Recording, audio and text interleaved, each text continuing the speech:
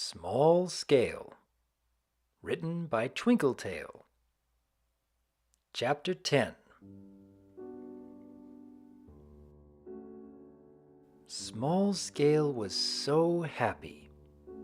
Celia hadn't expected him to take to his new life this easily and this quickly after his brainwashing had been removed.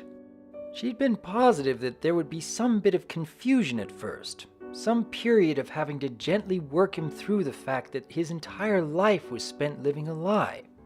Sure, she'd been a very good mommy to him even when he was convinced he didn't want her as his mommy, but jumping straight to this happiness seemed out of place. He complained when she tried to put him back into the stroller, which she had fully expected. However, she'd expected him to want to walk on his own. Instead, he begged to ride on his mommy's back. Celia was more than happy to oblige, but it still seemed odd. The overwhelming joy at riding on her back felt off. But still she smiled through it. Having a whelp of her own, one who seemed to love her as much as she loved him, was invigorating. So his behavior was a little strange. That was just the wonderful uniqueness of her sweet little Small Scale. But it wasn't the right uniqueness. Celia didn't know quite how to explain that one. Uniqueness wasn't a quality that could be measured in degrees. Either one was unique or one was not. No quantifying involved. Small Scale was unique for sure. And yet, it wasn't the same uniqueness that he displayed for the past few days. Removing the brainwashing from a whelp had to leave an odd effect on them. That had to be the reason for it. Surely he would be back to normal soon enough, back to the way he'd been acting before. Minus the fake love for ponies, of course. "Here we are," Celia said with a smile as they arrived back at her cave. "Home sweet home. My home. And now it's officially yours as well. Isn't that great?" "It's great, Mommy!" Small Scale exclaimed, playfully drumming on Celia's back with both claws. "I want to go play with my toys!" Celia glanced back at him. He'd seemed rather reluctant to go and play before, and now he was all gung-ho about it? That was certainly peculiar. But maybe he just felt he'd had a long few days of rebelling against being her child and wanted to take this time to just relax and accept his own role. That made sense, right? "Okay, honey," Celia said. "We'll play for a little bit and then we'll have some lunch. Doesn't that sound good?" "Sounds good," Small Scale said. "Let's go play, Mommy." Celia smiled back to him, but still couldn't shake the feeling that something felt off. She couldn't quite place her talon on it, but something just wasn't right. Although maybe it was all in her head. She and her son had a trying few days after all. Yes, that was it. That had to be it. The two arrived in the nursery and Celia went to put Small Scale down, but brought him in for a kiss on the forehead as she tended to do. Small Scale giggled in delight at the kiss. Hearing his laughter was a relief to Celia, and she gave him another kiss for good measure. This was the happiest she'd seen him by far. That should have made her happy, and for the most part it did. It also troubled her slightly, but not as much as it troubled her to notice that Small Scale was drooling a bit. Celia just stared at the sight for a few moments. To be fair, she hadn't known Small Scale terribly long, but in that time that she knew him, he had never once drooled, nor had he given her the impression that drooling was something he was wont to do. "Are you okay, Small Scale?" Celia asked. "Uh-huh," Small Scale responded. "Why?" Celia stared at him for a few more moments before she shook her head, wiped the drool away with her thumb, and placed him on the ground. Sometimes a dragon's lips ended up getting a little wet. It happened, she supposed. She'd get concerned if it happened again. "Want to play Spaceman Spines?" Small Scale asked, picking up the appropriate figure. "He's my favorite." Celia grinned at the eager whelp.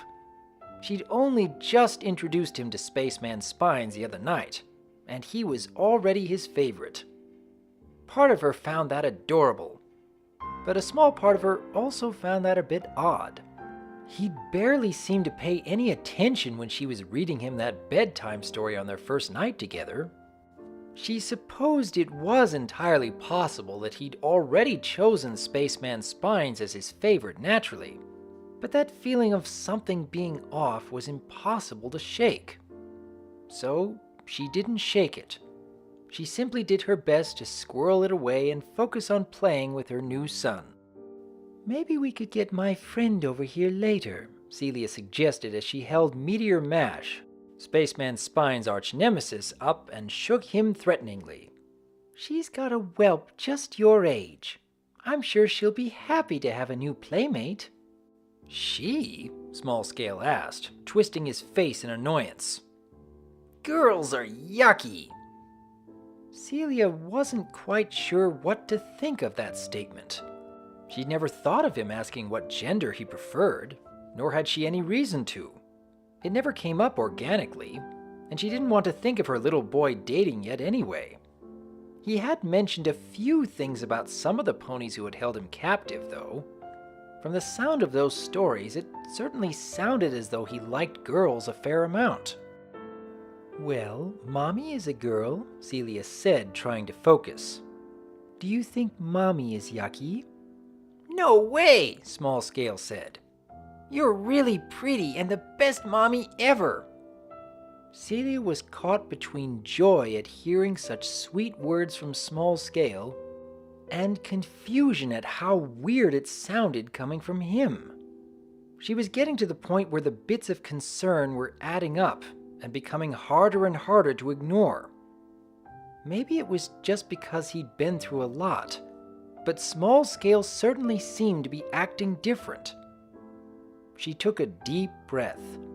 She was overthinking things too much.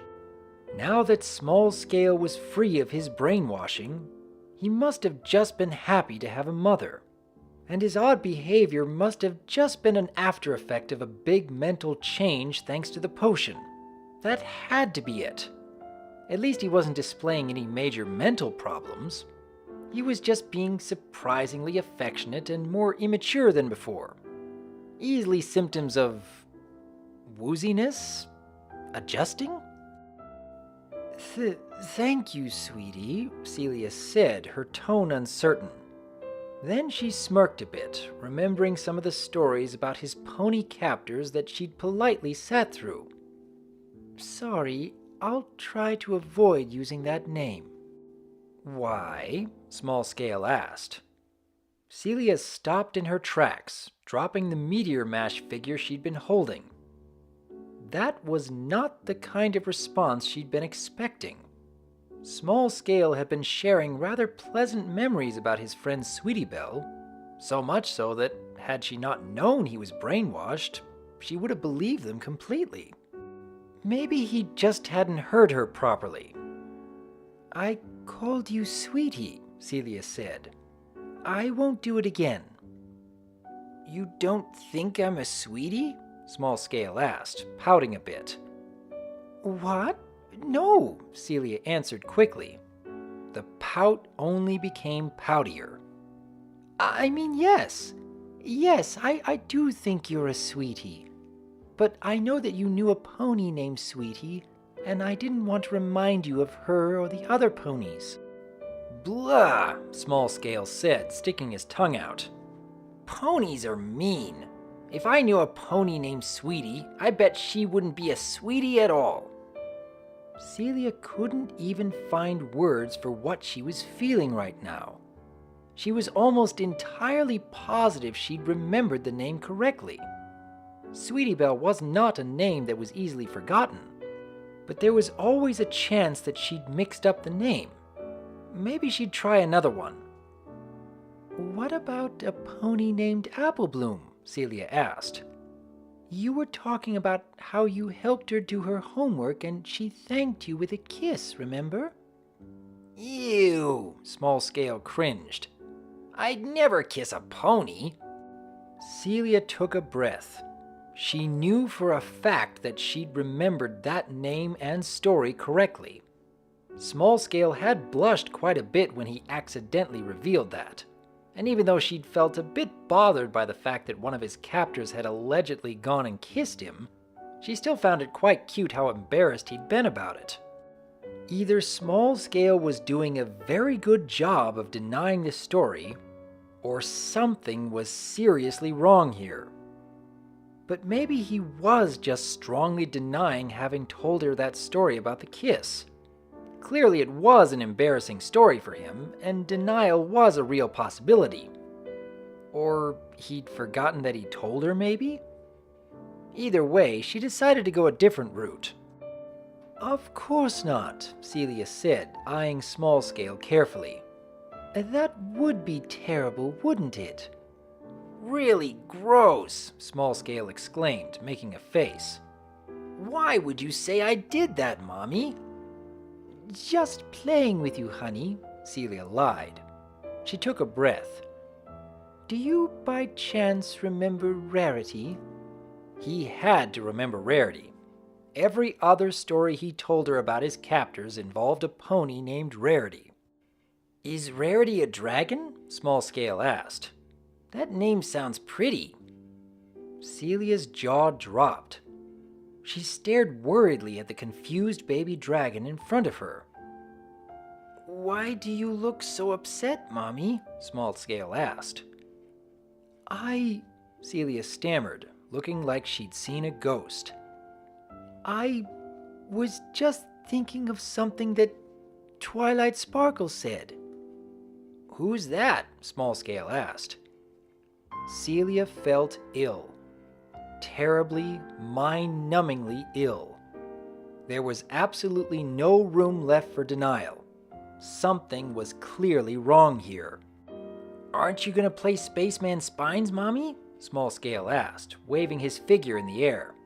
Spaceman Spines has to go to space and fight Meteor Mash and his army of meteor monsters.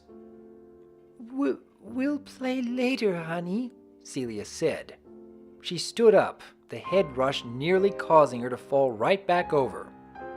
But I want to play now, Small Scale moaned. You said, Mommy knows what she said, dear, Celia said, scooping Small Scale up into her arms.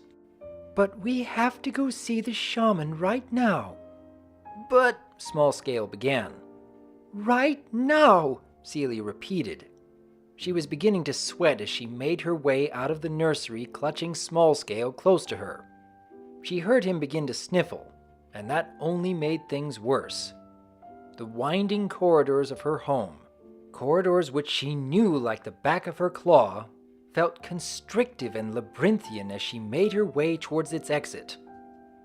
Mommy, your heart's beating really fast, Small Scale noted quietly.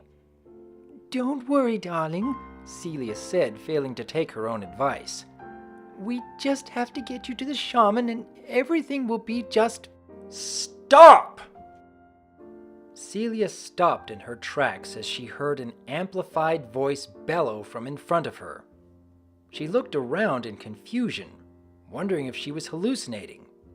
Her gaze finally fell to the ground, where a group of 6 ponies stood in front of her. None of them looked very pleased to see her, but the anger on the face of the purple one in front was so undeniably intense that it still managed to intimidate her despite the vast difference in size. The white and orange ponies flanked her on either side, while the blue one flew just above her. Celia clutched Small Scale closer to her chest as she stared at the group, utterly speechless. My name is Princess Twilight Sparkle of Equestria, the purple pony said, shockingly fearless in her approach. And I want my spike back!